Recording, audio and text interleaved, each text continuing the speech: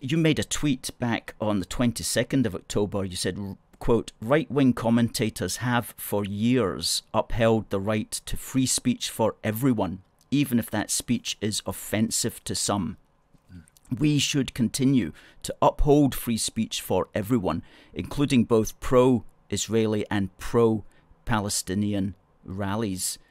And I thought, well, I'm glad to see that. I'm glad to see that somebody else thinks the same as I do, because I had been shocked by some right-wing, as you say, commentators who love to talk about freedom of speech and how it's so bad that they get cancelled. And then there's some pro-Palestinian demo, and they're the first people to jump up and say, this is outrageous, this shouldn't be happening, arrest these people, send them home. You know, Yeah.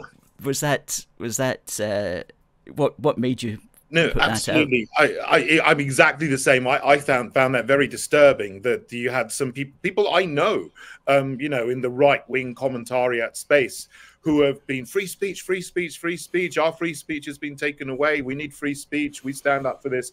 And then this happens, and suddenly, where's free speech? It's gone. You know, people should not be allowed to say this word or that word, or this march should be closed down. And I know within the march, there were some individuals doing things which are very unsavory and perhaps going beyond, you know, the bounds of free speech and inciting violence. And that's absolutely right that they should be arrested as individuals and charged as individuals. But, you know, to actually say this rally must not happen because we don't agree with it, once you go down that road, then the other side can say to us, well, you shouldn't be allowed to have your rally or do your things. And what was happened already in law is that the left have made it a criminal offense to pray and protest outside abortion centers, you know, and everyone, I think, on the right wing would agree that that is, you know, a blatant attack on free speech. It shouldn't have happened. Not even Germany has done that. They still allow that to happen.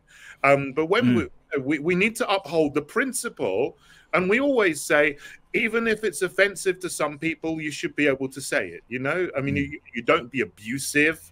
You don't harass people. You don't incite violence or glorify terrorism, of course. But you should be allowed to express your opinion or support for something without being closed down.